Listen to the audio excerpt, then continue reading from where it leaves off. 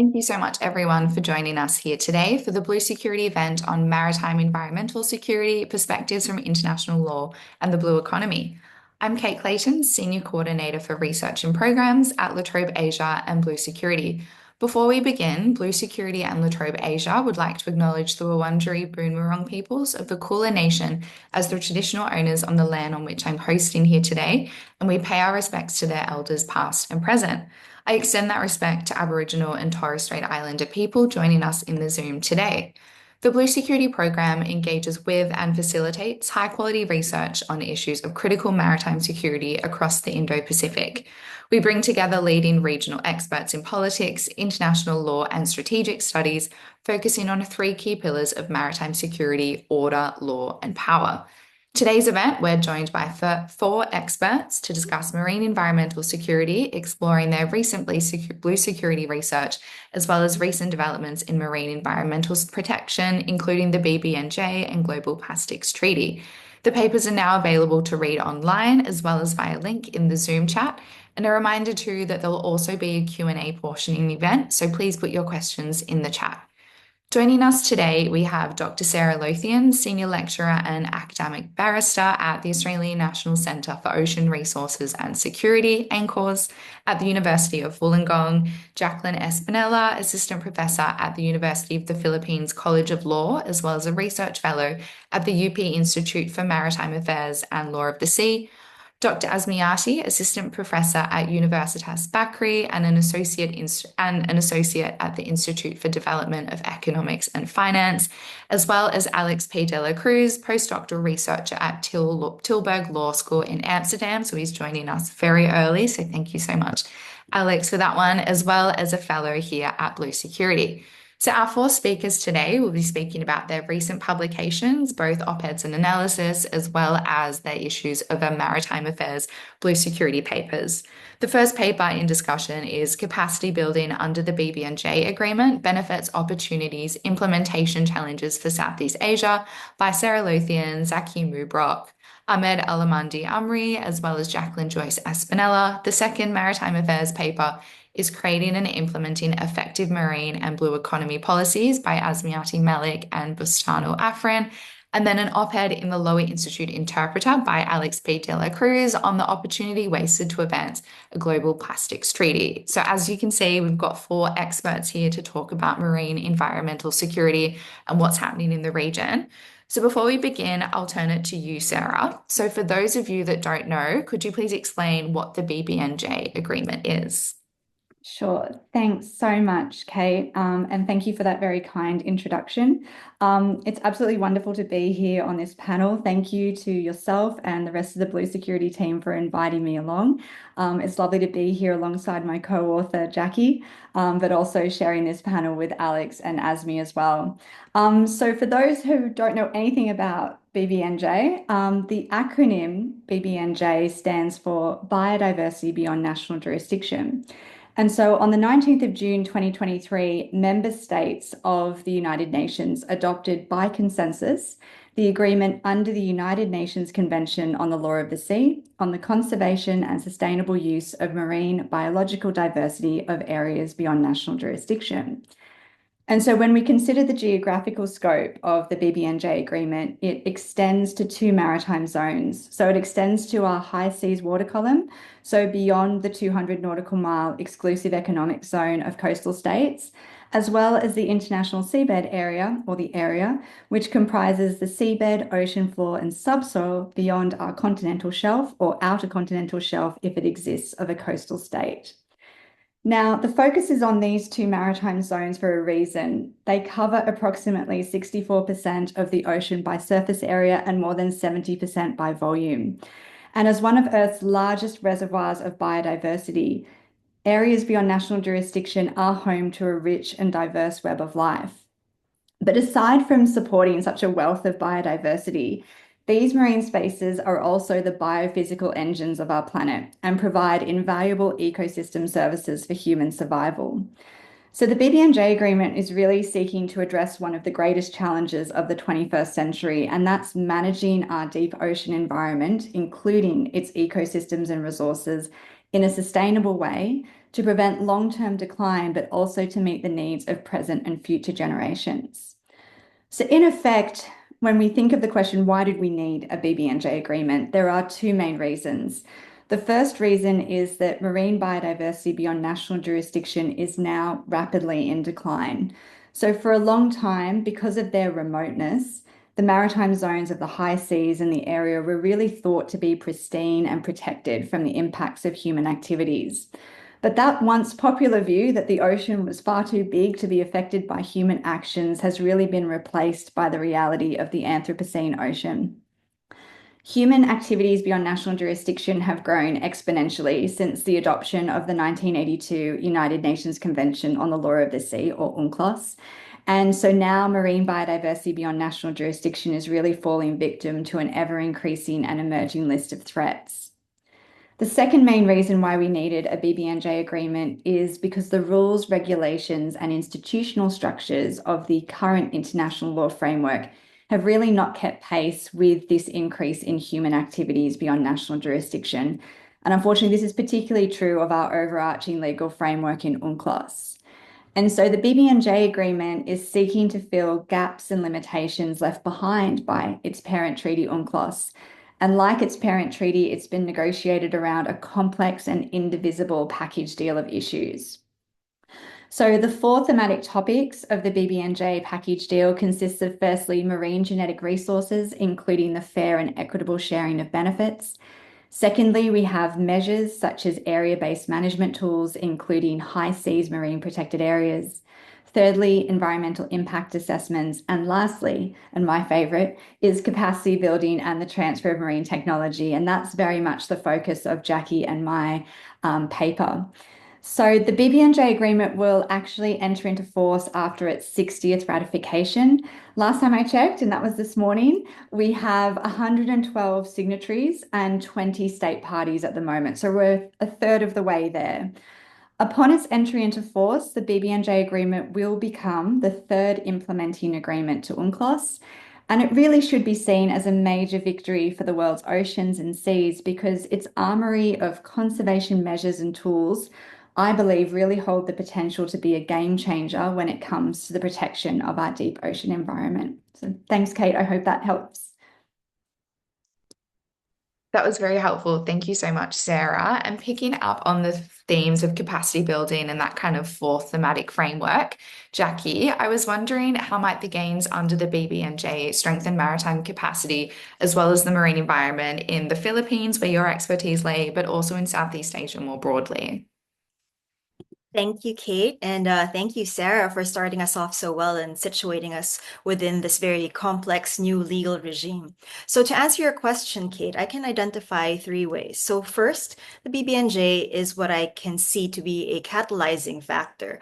And this works first insofar as how it helps the Philippines and other Southeast Asian countries to sort of review and revise, if needed, domestic legal frameworks.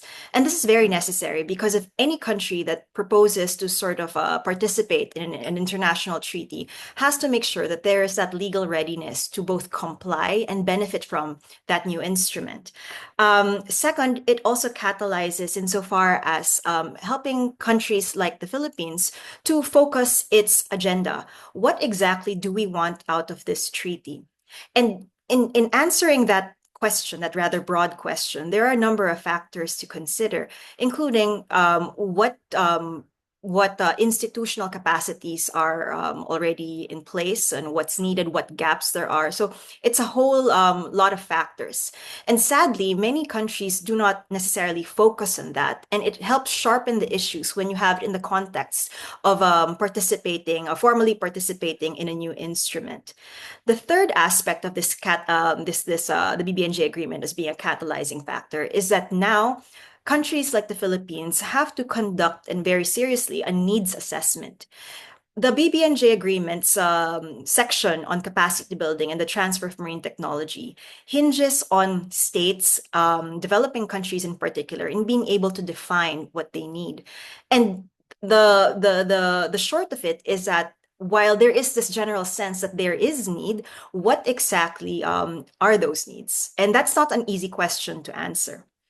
The second main benefit, I feel, of the BBNJ agreement and how countries like the Philippines might gain from it is from the establishment of innovations such as a clearinghouse mechanism.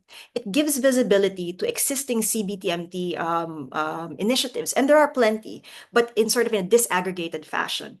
And at the same time, provides an opportunity for developed and developing countries to sort of link up, so to meet expertise with need. And again, that is not such an easy proposition, given the dispersed nature of all of the activities in areas beyond national jurisdiction. The final point that I can make with respect to the gains that we can have is with respect to funding. You will see from the paper that we prepared that from at least the Indonesian and the Philippine perspectives, funding was a recurrent theme. Scientists, marine scientists, and institutions in our countries always say that there is sort of a resource shortfall insofar as funding, let's say, scientific research expeditions, being able to conduct any sort of in-depth research along these areas. Marine scientific research, in other words, isn't a fully fleshed out activity in our countries. Moreover, upskilling our scientists is also sort of done on an ad hoc basis. The capacity building initiatives that we have been the beneficiaries from in the past are sort of conducted in a rather piecemeal fashion. In some circles might even say that it can be done in a sort of one-off tokenistic way, which means that you can't really build a consistent and long-term plan for capacity building along those things. So this new agreement gives us the potential to sort of create a truly systematic way of developing capacity, creating a deeper bench of scientists, of legal professionals, and anybody else who might be considered a stakeholder in this process. I just want to emphasize that capacity building matters so much for developing countries like the Philippines and Indonesia, simply because it is so closely linked to benefit sharing, which is an important major theme of the BBNJ, and also our ability to comply with our obligations under the instrument. A state does not become a party to the agreement if they don't intend to maximize it. At the same time, they don't want to be put in a position that they might be sort of penalized or at least reprimanded for their inability to comply. So capacity building is essential here. The final point that I want to end on is that this is a long-term process. Capacity building is sort of iterative. It happens over a long period of time. But right away, there is already this initial sense that capacity building has to happen upfront, even before and as a precursor to ratifying the instrument. Many countries, the Philippines included, has difficulty or sort of has hesitation to fully agree to ratifying the BBNJ agreement, again, for reasons that there doesn't seem to be readiness on one hand, legal, institutional, and also there is also maybe a lack of full appreciation of what the BBNJ agreement can do for us. So there has to be a lot of advocacy, I think, that still has to be done on the ground. So I think I'll stop here for the moment, and I welcome questions later. Thank you. Thank you so much for that one, Jackie. And I think it's important, as you highlight, is continuing the work of the BBNJ even without the ratification from the countries, and what can be done to really enhance that capacity building, because that's one of the unique products of the BBNJ is uplifting and enhancing marine protection, marine science in these areas. And I was wondering, Jackie, what can countries such as Australia do to help support capacity building in the Philippines as well as developing nations? Sorry. Yes, so Australia, I'd like to acknowledge, has been actually quite active in building capacity in the Philippines through a number of projects. The BBNJ agreement is one of those issue areas where certainly a country as developed as Australia could be quite useful. One theme of assistance that Australia has been doing in our region is sort of bringing together institutions. In the Philippines, there tends to be jurisdictional and mandate overlap amongst institutions, resulting in two potential scenarios. The first scenario is that there tends to be sort of friction among agencies, turf wars, I would say. So, for example, the scientific community might have issues or need to feel that they need to pre-clear, let's say, research expeditions with the more security-oriented agency. So, point of the matter is there needs to be a little bit more conversation and coordination. Australia has been creating dialogue and linkages among those institutions. So that would be very necessary, especially if we embark on an enterprise as ambitious as sort of fulfilling our obligations under the BBNJ agreement. Second, it's outright information sharing and upskilling, like I said, giving training opportunities and exchanges to potential experts and scientists within the field. This is already happening. Again, I acknowledge, but more certainly can be done. And here we're looking at a wide range of potential donors, partners, and collaborators in this endeavor.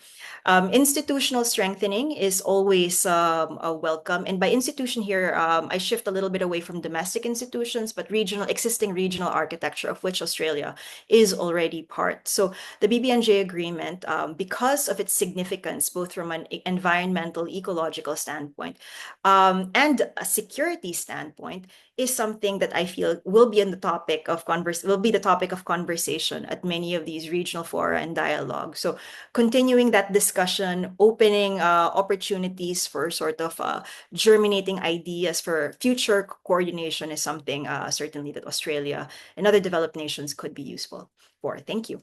Yeah, thank you. And I think what your paper, as well as some of the other work that all of you have done really, is emphasizes how maritime security and environmental security doesn't just exist in those silos of international law, science, international relations, and that a part of the capacity building work that needs to be done is bringing those groups together to discuss the issues. And as you said, that's something that countries like Australia can help with as well. And also your point about regional institutions, so not just bilaterally, but also multilaterally. And we all reflected on this earlier, and that it's nearly a year, just over a year, sorry, from the Australian ASEAN Special Summit here in Melbourne, where we reflected on marine environmental security issues and the blue economy. So moving on to the blue economy and its kind of linkages in maritime issues, Asmiati, your paper applies an economic framework to Indonesia's global maritime fulcrum, as well as marine and blue economy policies. Could you please tell us a little bit more about that? Thank you very much, Kate. Thank you very much for everybody who already helped the paper. Thank you for Lothian University, Troy, Professor Troy, and Beck for also give a very constructive feedback on the policy analysis. So the policy paper is looking at the using political economy framework to assess how well Indonesia's strategic objectives align with the actual policy implementation, particularly in marine and blue economy.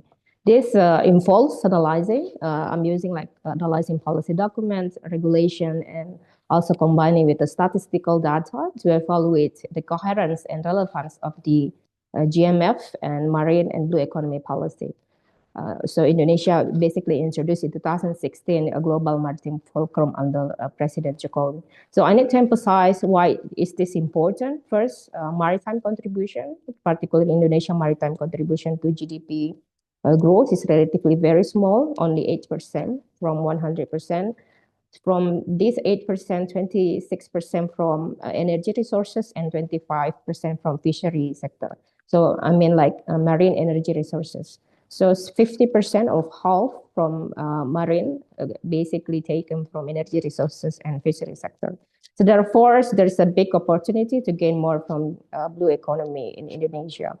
The second of all, if you see the distribution of marine GDP by cluster in 2022 data, it says that majority, like I mentioned before, 50% for marine and fisheries, but other sectors such as marine transportation, trade, and mineral resources also play relatively small contribution to GDP. So this is very important because if Indonesia wants to be reaching into developed countries, of course they need to get new source of income And apart from that, also Indonesia possesses strategic location for maritime logistics and plays central role, particularly in ASEAN blue economy.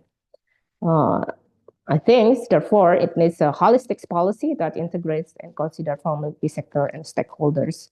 The paper finds several challenges in the policy documents. First of all, is terminological inconsistencies.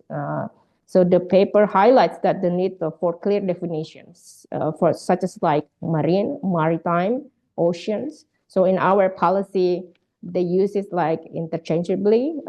What is it? How does it affect into the policy implementation? Because they need to deciding which ministry who are responsible to take care. I'll give you example. If you want to catch fish in the ocean, the fish in the ocean, the responsibility is belong to Ministry of Fisheries. But once you catch the fish, put it in the boat, the Ministry of Fisheries no longer plays central role there, but Ministry of Transportation plays central role there. And when there's the illegal fishing happens, the ministry who are involved or in charge into that is Bakamla, Water Police, and Army, Water Army. So there are so many stakeholders that we need to mapping. And when the fish is reaching to the harbor, the ministry that basically plays central role there is no longer the other ministry, but Ministry of Transportation. So there are 18 ministries right now. Previously 18 ministries that in charge into blue economy and maritime sector, but now it's already expanded to 48 under President Prabowo, making it, I think, the previous document of blue economy framework and blue economy roadmap Indonesia is need to redefine again because they changed the institutional design. So over that, I think the policy document from two policy documents that I saw from Blue Economy Roadmap and Blue Economic Framework is overemphasizing economic growth. So there is a risk that Blue Economy Framework and Roadmap only prioritizing economic growth over sustainability. Therefore, I think they need to involve the security sectors. The reasons why, in my analysis, my objective analysis, the reasons why they don't want to involve with the security sectors into blue economy, I think main reason is communication issue between the Ministry of Development Planning and others ministry, particularly also Defense Ministry. Why? This is there are too many organizations involved to bring it into one table and to talk together and sharing. It's not as easy task. Everybody says it's easy communicate, but sometimes just to communicate two organizations, three organizations already give a lot of issue. And then we're talking about 18 ministry here how to sit together. Also, I think the third one is areas, sectoral and stakeholders exclusion, such as like in their documents, they don't really mention enough about coastal agricultures. I need to emphasize why this is important. We need to, I think the policymakers need to understand the nature of fishermen work. Like there's full-time fishermen and this full-time fishermen only work during west wind season. When there is, they cannot work during west wind season because the high waves. Therefore, they stay at home. When they stay at home, they have to do another work to survive. What they do is basically become a farmer. So if we neglect the importance of coastal area and coastal development, particularly coastal agriculture, is going to give additional issue into the blue implementation of blue economy.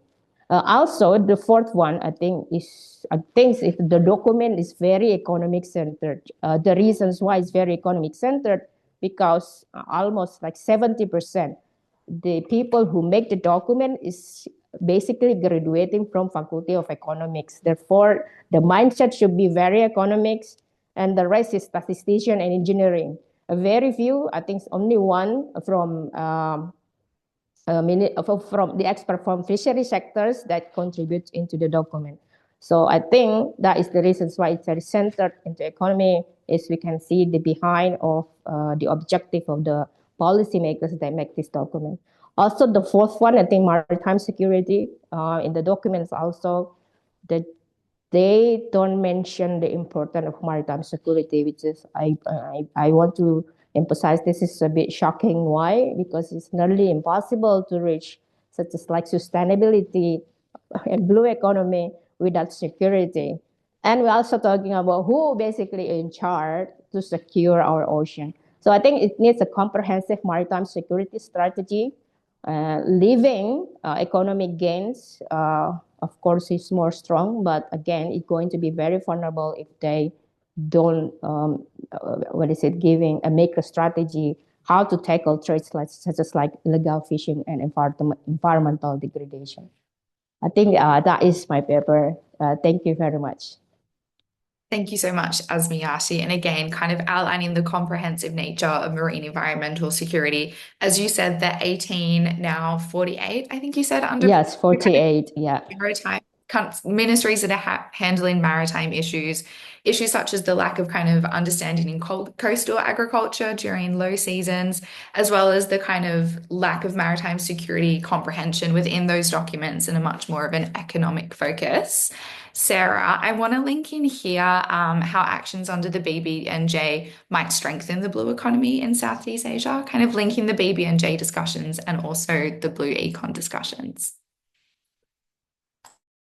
Absolutely. Thank you. Thanks, Kate. And this is another really great question. So I think if you take, for example, the 2023 ASEAN Blue Economy Framework, this actually encourages cooperation and strengthening ASEAN member states' capacity to really maximize the sustainable use of maritime spaces. So that framework recognizes key areas within the Southeast Asia region which would really benefit from further enhancement, including cooperation to address marine conservation, technical cooperation, marine science collaboration, research and development, and capacity building in ocean-related issues. Significantly, these key areas align with the purposes, principles, and philosophy that really underlie the BBNJ agreement, and in particular, the capacity building framework in Part 5 of the instrument, which is completely devoted to capacity building and the transfer of marine technology. So one of the main overriding objectives of Part 5 is to really develop marine scientific and technological capacity of states, particularly developing states, with respect to the conservation and sustainable use of marine biodiversity.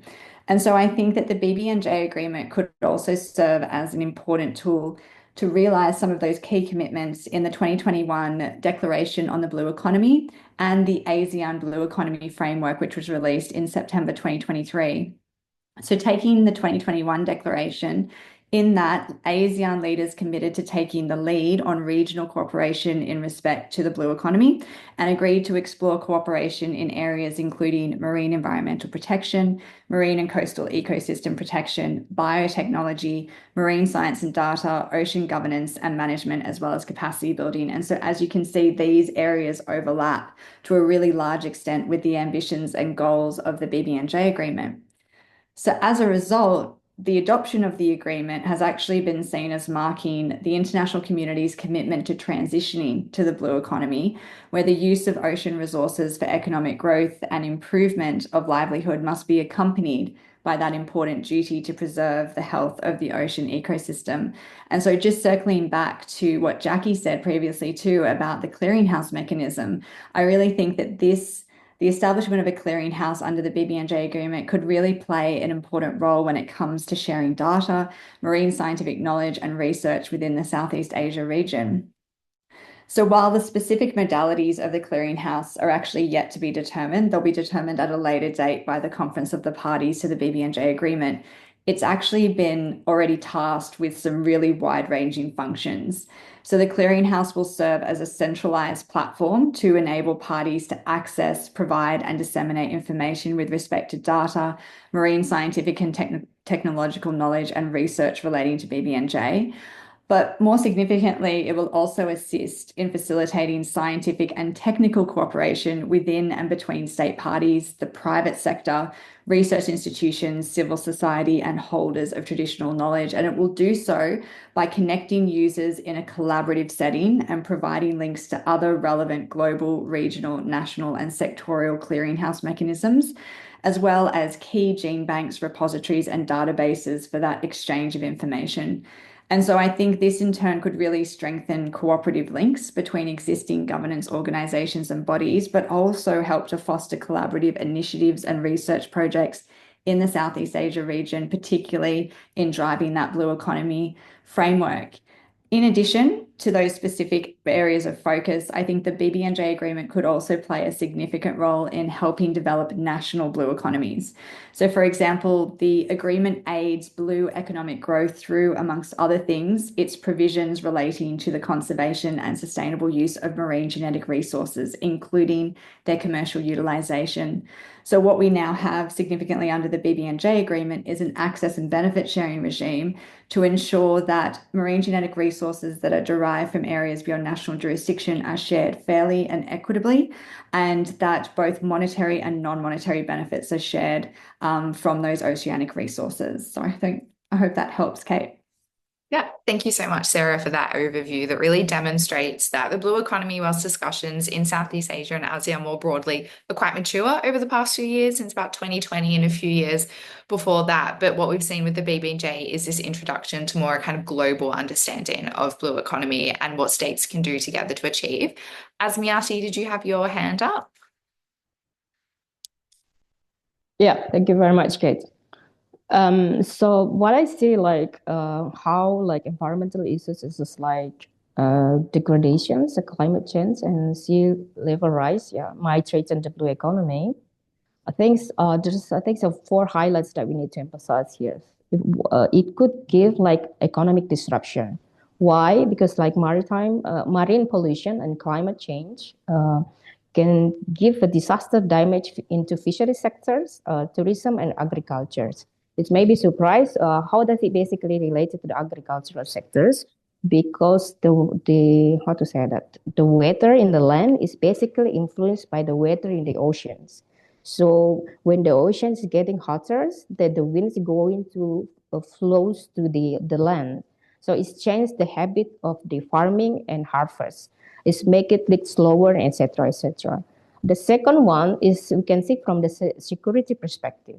Rising sea levels may also impact the conflict between land ownership. How does it basically correlate? If you see the recent news in Jakarta, when they basically put the bridge into the oceans, what it says that there is used to be oceans, but no longer ocean now become a land. And there is the land become an ocean. So the problem is here, who owns the land now? Because it basically states in our regulations, any kind of marine area is owned by the state. But once it becomes a land, the ownership is changed. The ownership can be private and also can be used, can be owned by the company. Therefore, it gives us new challenges such as marine spatial planning and land planning, because areas such as ocean is now land and used to be land, now become ocean, or interchangeably it become an issue and become a conflict. This is what happens in Jakarta. This is what happened in Makassar. It used to be oceans, but no land, and also it's changed like that, given the conflict between the state and the private owner of the land. That is from security perspective. But also, it could lead to resource scarcity and can full conflict over maritime boundaries and EEZ. Because, when it's changed, of course, the areas also change. Also, we can see that the policy gaps that I mentioned before, the mapping of stakeholders, what happened is, let me give you illustrations. Like Indonesia right now, particularly in Jakarta, for just very small example, we produce 8,000 tons of waste per day, which is majority from plastic waste. Those plastic waste is thrown into the river, going to the ocean. Now we have to understand it very carefully. We need to ask who is in charge of this plastic waste. Is it the governor who's in charge in the land, or is it when it flows, for instance, from West Java to Jakarta? Who's in charge? Because the Jakarta's people is gonna say this is not my waste. This is from West Java, and because of a separation between governor, there's going to be a conflict between administration. And also, if we see only based on land-centered of development, it's going to ignore the importance of marines. That is also, we need to understand that the plastic waste, when it flows, when from the river flows into the ocean, it will not stay there. is going to float anywhere. And therefore, I think to tackling such as like plastic waste in general, it cannot only be centered on area or regions, but they have to take care entire nation and also particularly in Southeast Asian nation. And also we remind that plastic waste in Indonesia is also majority contributing also from China. So we are two major countries contributing plastic waste, China, Indonesia. So I think that is a very big issue that we need to tackle. Therefore, like mapping, really detailing the duties of the ministries, sitting together and tackling this issue, talking about blue security, not only like how to make money, but also to prevent how the potential that we could make money from here, but because we never tackle this issue, it could be also harm us in the future. I hope that helped, Kate. Thank you very much. That was a fantastic overview on how climate change as well as marine degradation might impact the blue economy in the region, looking at things like coastal agriculture. Here in Australia, we talk a lot more about land agriculture and how that's impacted by climate change. So it's important that we look at coastal agriculture as well as overfishing and the impacts on fishing, as well as the UK, as well as you also very helpfully hinted to the discussion of plastics. And we have Dela Cruz joining us, who's going to be speaking on the Global Plastics Treaty. So last year, Alex, after 2 years of negotiations, states failed to reach an agreement on a global plastics treaty. Could you please explain what the treaty hoped to achieve as well as what stalled the negotiations? Again, thanks, Kate, for having us and organizing this event. Yeah, what is the Global Plastics Treaty and what is it hoping to achieve? I mean, by I mean not the, because we don't have a Global Plastics Treaty yet. So the treaty is an ongoing initiative of the Intergovernmental Negotiating Committee on Plastic Pollution, which sits within the United Nations Environment Program. So in 2022, the UNEP issued Resolution 5/14 entitled End Plastic Pollution towards an internationally binding legal instrument.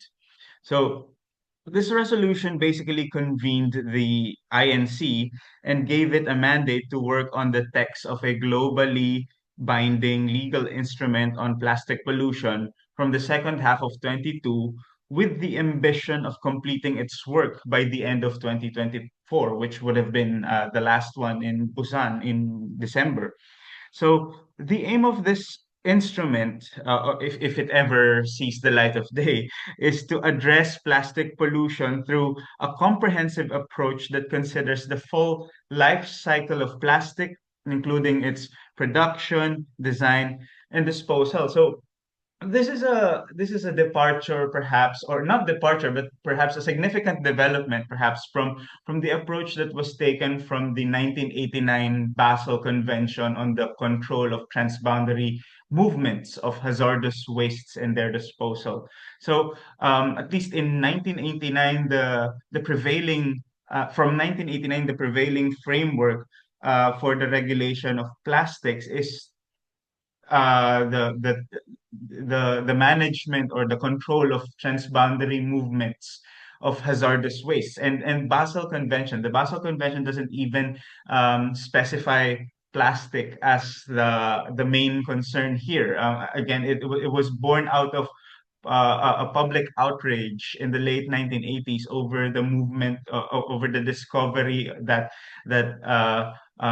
several countries in the developed world were exporting their waste into Africa. So it's it the main the main the main issue that was being addressed there through the Basel Convention was to stop the seemingly north-south movement of hazardous waste into developing countries, including toxic wastes.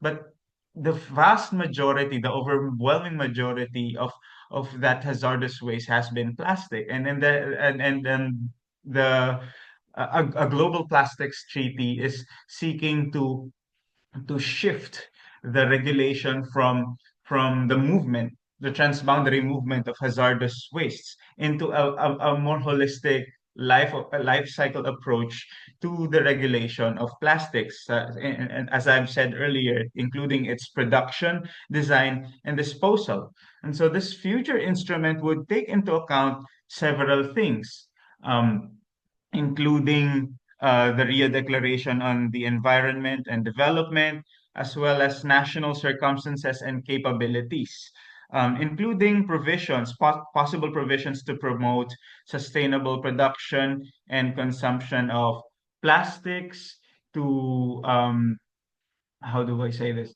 To promote national action plans for the prevention, reduction, and elimination of plastic pollution, um, national and international cooperation towards marine plastic pollution reduction, as well as existing plastic pollution or legacy pollution, and to specify national reporting requirements, for to name a few. It aims to do a lot of things, and I might not have the time to mention all of them.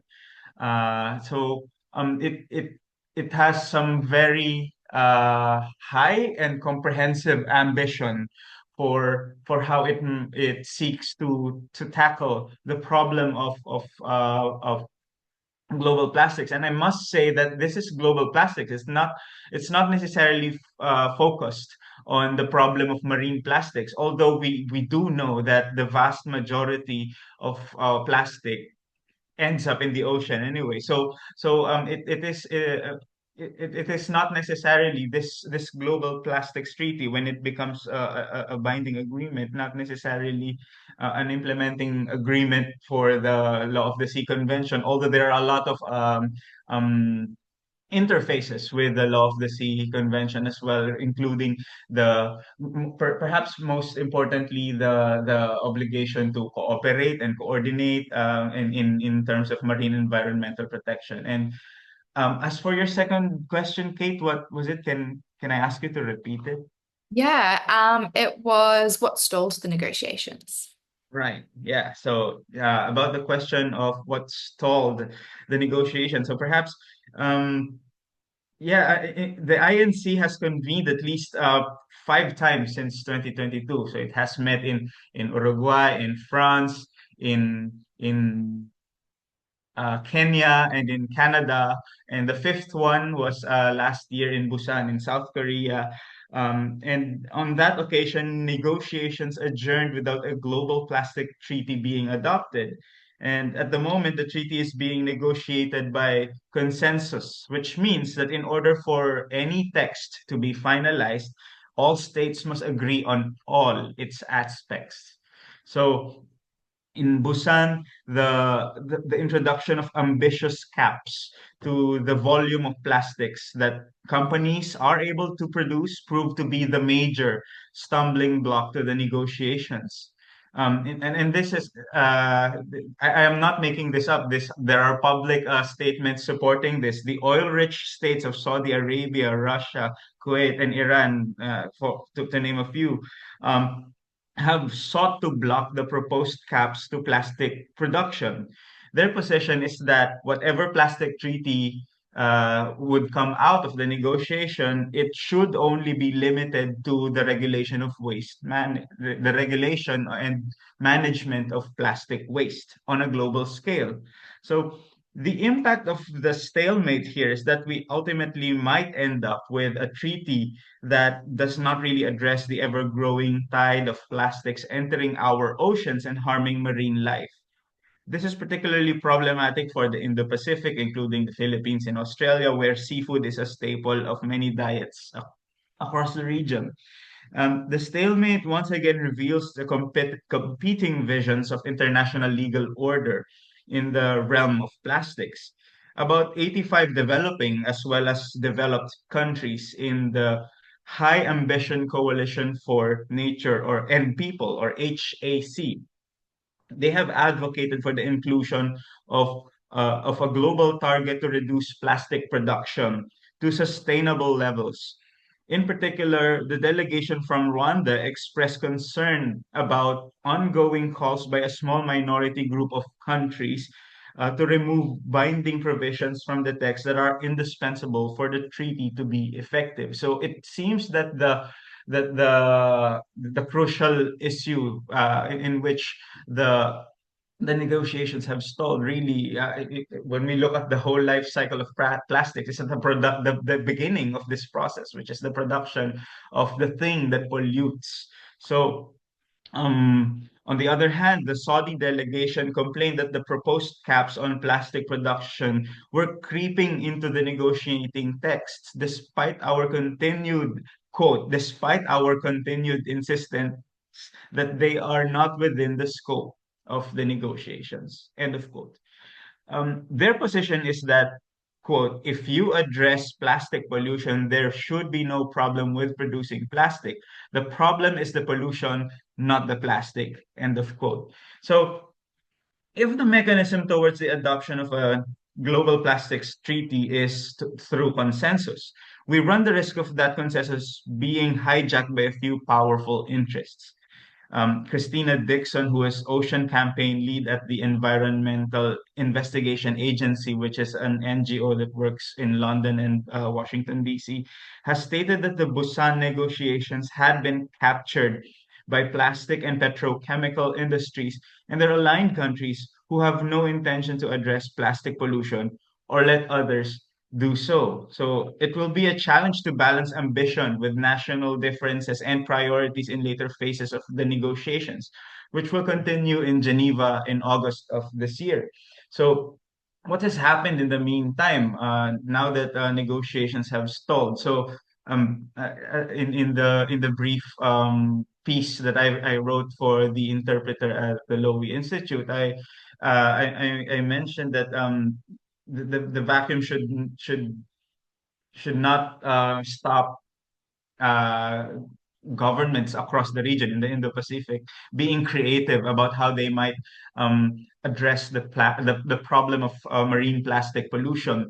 And at the moment, for example, in the Philippines, in 2022, the Philippines passed extended producer responsibility legislation, which however, it focuses at towards the end of the life cycle of plastics, which is trying to extend the responsibility, as the name of the legislation states, to try to extend the responsibility of producers of plastic, and not much as to how we might control the production of plastic in the first place. And again, the EPR legislation of the Philippines also, I think, focuses on plastic packaging. And there are a lot of other things for which we use plastic in the Philippines. And it's just that in previously the Philippines led the world in the production of plastic packaging waste, so that like the runaway first place in recent years has been the Philippines. So the EPR legislation was born out of the alarm that arose from that position, from that embarrassing position. So and also the legislation that is in place in Indonesia, in the Philippines, and perhaps I can say in Australia as well, um, doesn't really address the question of legacy pollution or pollution that's already out there in the ocean that has been there for decades. So while we remain, we try to remain optimistic for the next phases of the negotiation in Geneva later this year. The failure to conclude the Global Plastics Treaty in December was such a disappointment, I suppose, because it wastes a lot of precious time in trying to stem the effects of marine plastic pollution on our environments, and if we're trying to convince more people about it, our diets. Thanks so much, Alex. And I think a lot of the issues in Busan mirror what we can often see that happen at COPs as well. And we've got Australia's bid to host COP31 happening at the moment as well. Alex, I'm just a bit cautious of time, but I really want to get from you, what do the events in Busan last year tell us about international law and the international community's desire to strengthen the maritime environment as well? If you can answer that quickly, I know it's a big question. Yeah. I mean, very quickly, I suppose it is revelatory of the classic tension between the developing states and the developed states, as to their priorities, as to their vision for what is considered international law, and perhaps a close, uh, not really close, but maybe as a similar example that I can think of from my own research, just because I've done so much work about it, is the negotiations during UNCLOS 3 in the 1970s, relating to the provisions of what is now the law of the sea convention on archipelagos. So during that time, there was a huge debate between delegations whose countries had archipelagos of states, such as the Faroe archipelago of Denmark, or the Galapagos archipelago of Ecuador, and in opposition to the archipelagos of states are the archipelagic states, states which are entirely composed of islands and water areas, and are they don't have a clear mainland that's connected to a continental landmass. So when it came to the debate, the idea was to just limit the definition of archipelagos for a really small group of states, so as not to present obstacles to freedom of navigation, mostly from and this sort of objection came from naval states and their allies. It was the time of the Cold War, and you saw we also an unlikely alliance between the U.S. and the Soviet Union, objecting in harmony against the proposition that an archipelago state could unilaterally close sea lanes. Just going by that example, when that's how the category of archipelago of states disappeared from the negotiation. So um and it's in that example reminds me of how some of the archipelagic states during that time, like including the Philippines, have had to concede, make some important concessions, particularly in the form of archipelagic sea lanes, to get the convention across. So maybe there will be some very difficult concessions that the high ambition coalition countries will have to make. And as far as I know, the Philippines is part of the high ambition coalition as well. So I suppose that I'll just end it there. I think I've spoken for a while, but yeah, some really important concessions need to be made. Thank you for that one, Alex, and also the lessons learned from kind of the archipelagic side as well. So we've got a couple minutes left, so I'm going to kind of group together a couple of questions, and these are primarily on the BBNJ, but Alex and Asmiati, if you want to jump in at any point as well. So we've got the first question. So sorry, let me just scroll up. How and who will enforce how will enforcement take place for the marine protected area in the open and deep oceans, as well as does the BBNJ include sufficient safeguards to prevent corporations from exploiting legal loopholes in the high seas activities and governance, as well as the role that the private sector could take in strengthening the framework? And that section on the private sector, I might throw that one out to you, Asmi, if you wanted to talk there about the private sector in the role of the blue economy. And Alex, any take from you as well? So we've got a couple minutes left. So if we can get very quick 1 minute responses from everyone. Yeah, sure. I'm happy to go first, Kate. Yeah, so Before the adoption of the BBNJ agreement, we had no global mechanism to establish multi-scale or multi-sectorial, I should say, high seas marine protected areas. So now under Part 3 of the BBNJ agreement, we actually have a very elaborate process where state parties can submit proposals for the establishment of an area-based management tool, including a high seas marine protected area. And that covers the identification, designation, and establishment process, as well as decision making.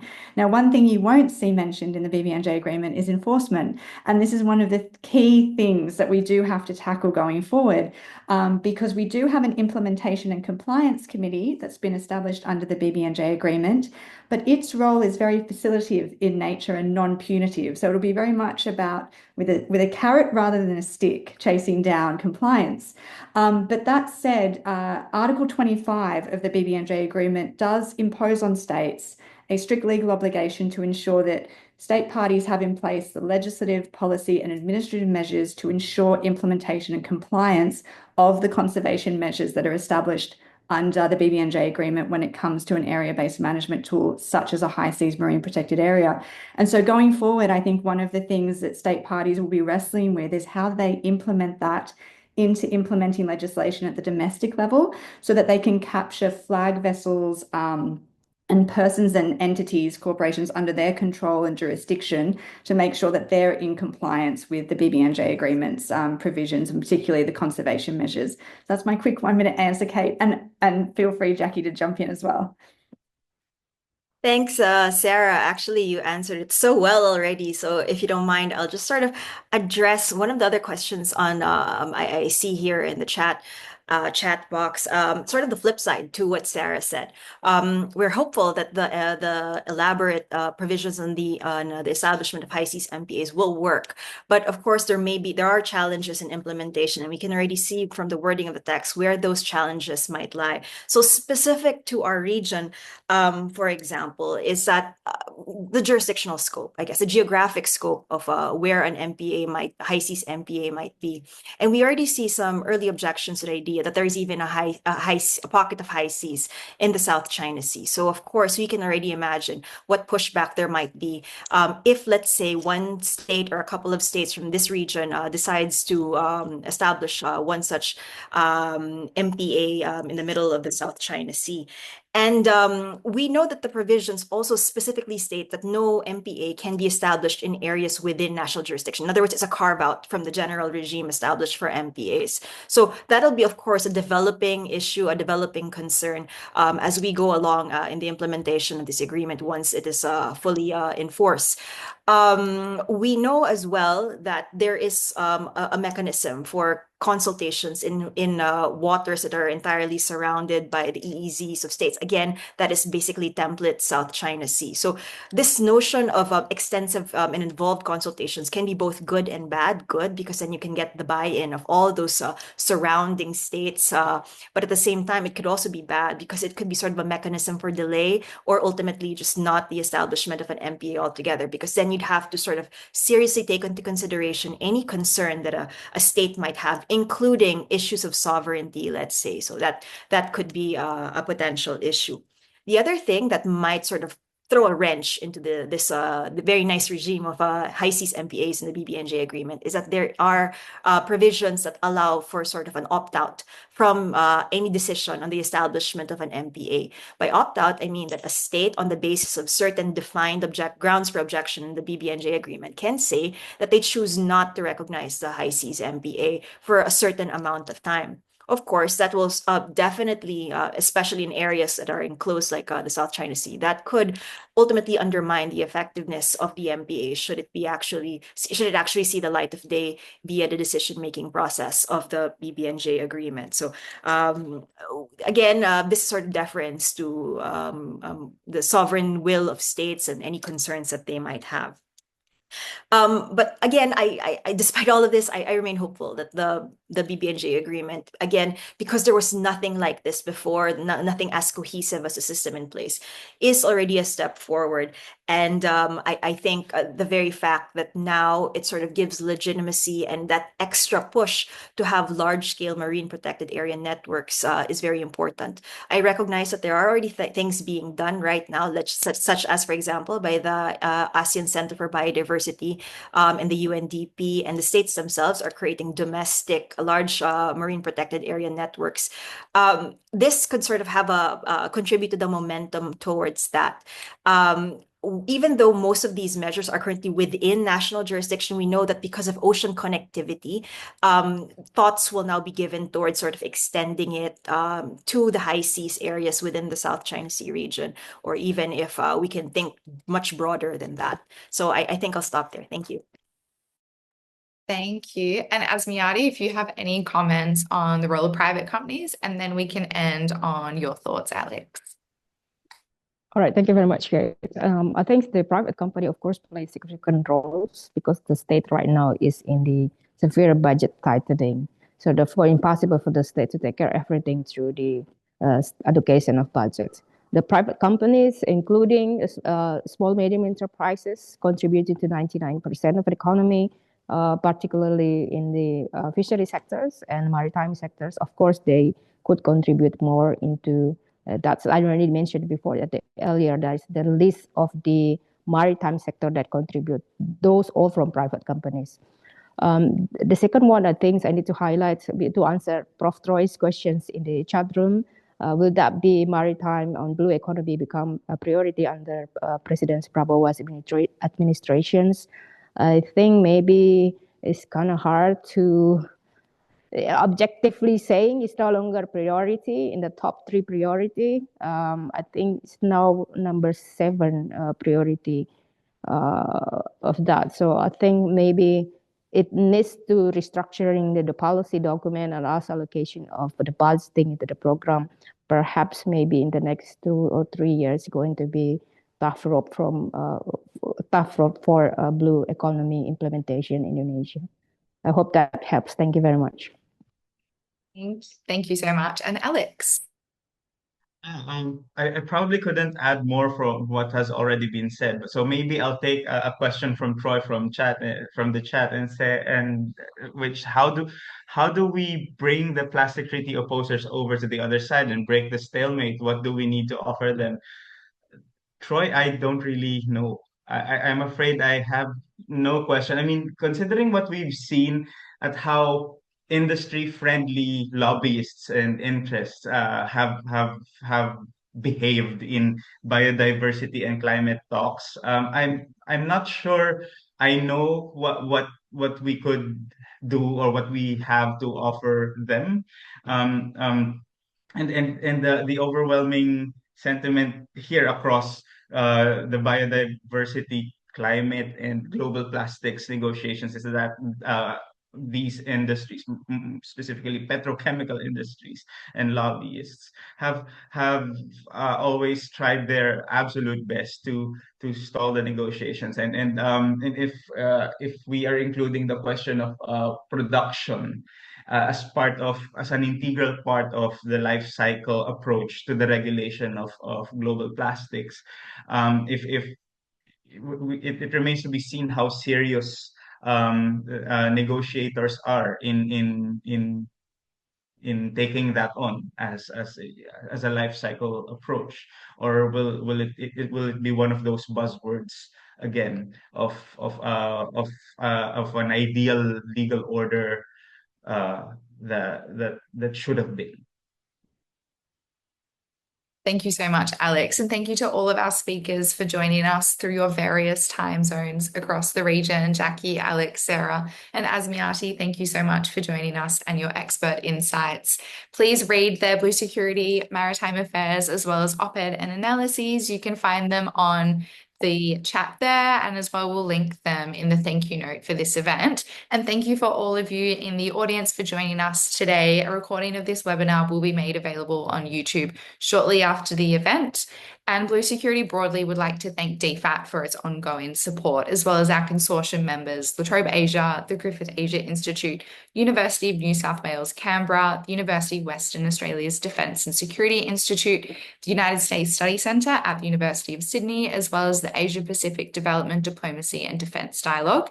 To stay updated with Blue Security, you can follow us on all socials, Musk-owned and non-Musk-owned ones, as well as subscribe to our newsletter. Thank you so much, everyone, for joining us today, and thank you to our speakers, particularly for staying a little bit over time to answer everyone's fantastic questions. Have a great day, everyone. Thank you very much, Kate. Have a great day, Thank you. everyone. Bye. Okay. Bye. Bye.